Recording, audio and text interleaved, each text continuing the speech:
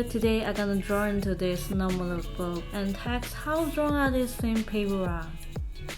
I totally have no clue what happens next, but let's see how it goes. I start with drawing a simple eye shape.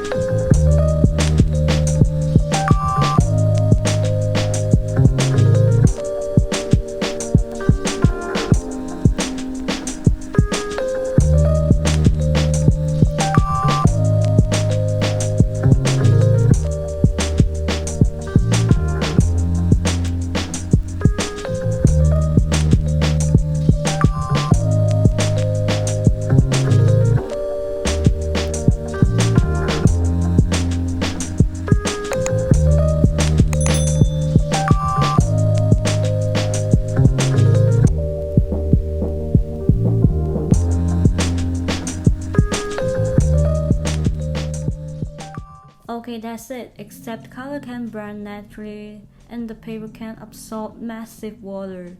Anyway, I have nothing to complain, it's ended better than I thought. So I think that is a success for this challenge. Yeah, you guys, you can use whatever notebook to draw and it's ended pretty good. So that's it for today's video. Hope you guys enjoy and give a thumbs up to me. See you in my next video. Bye bye.